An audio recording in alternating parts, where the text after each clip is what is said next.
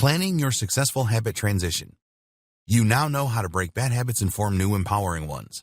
The problem is that making these transitions is not an easy thing to do. You are going to be implementing a number of changes in your life, and the best way to give you the most chance of success is through the creation of a plan. Habit formation phases.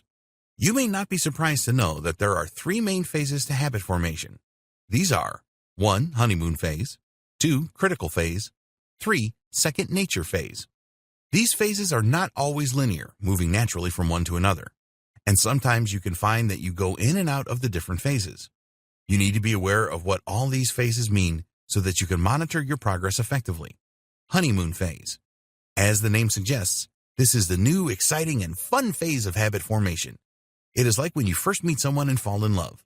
You have more zest for life, and you are motivated to make any changes necessary to keep this going. The problem with the honeymoon phase is that it only lasts for a certain period of time. At some stage, reality will kick in, and you will automatically enter the next phase. This is a shame, just as it is with new relationships, but it happens, so you need to take this into consideration. Critical phase. After the honeymoon phase comes the critical phase. This is a vulnerable time, as you can start to have doubts about everything, just like in a relationship. You start to think whether your new exercise habit is really worth all of the trouble. Motivation is a lot weaker during this phase. The good news is that you can survive the critical stage if you approach it properly.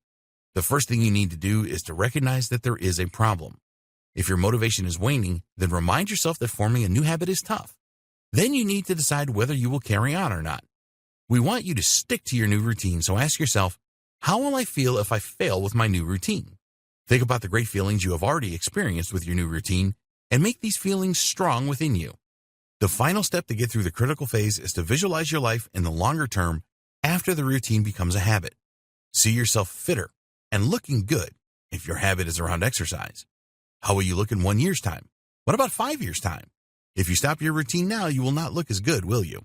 Second nature phase. You can probably guess what this phase is all about. When you get here, your new routine or routines will feel second nature to you.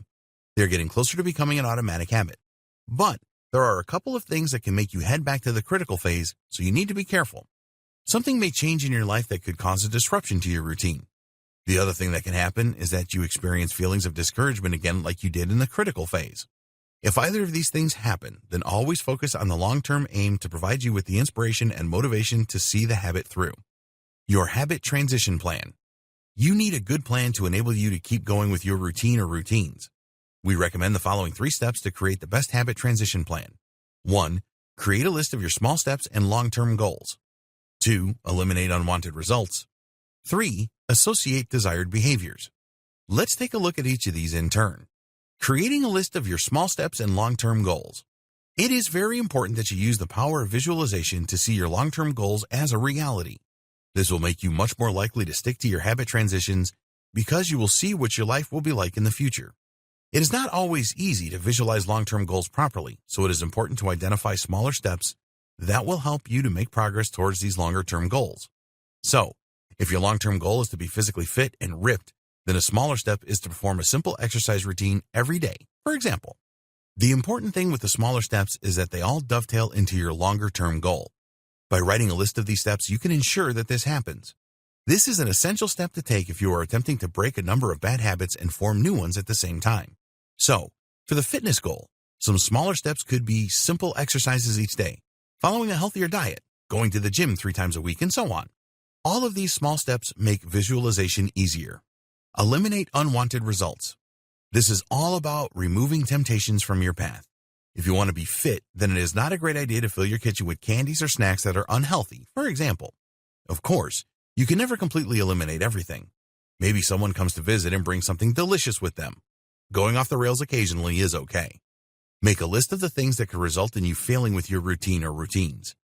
Visualize the potential pitfalls in your journey. Remove any distractions that are likely to cause a disruption for you. Sometimes things can just happen that could distract you. If you always go for a run at a certain time each day and somebody approaches you to do something else at that same time of day, then you need to see this as a potential disruptor. You need to be strong here and politely tell them that you can't do it. Associated desired behaviors. This is a simple process of associating desired behaviors to things that you already do in your life. You can also use this as a way of avoiding possible disruptions. So, for example, If you always run at 7 p.m. each evening and you know that your friend has a habit of turning up around that time, then set out a few minutes earlier so that you can avoid this problem. Let's say that you want to achieve two different goals at once.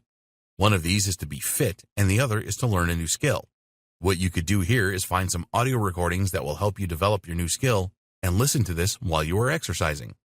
Your morning routine is essential. Having a good morning routine will set the tone for your day. If you start your day off in the right way, then you will have more energy and be more efficient and productive throughout the day. Studies have shown that we only have so much willpower, and this dissipates slowly as the day goes on. Each decision that we make, however small, contributes to this dissipation. So having a great morning routine will help to minimize the number of decisions that you need to make the rest of the day. Another great reason for a good morning routine is that it provides us with a greater sense of control over our life. It can help you to minimize any anxiety because you know what you are going to be doing each day. So, add a good morning routine to your plan. Do things that will make you feel positive and energized first thing.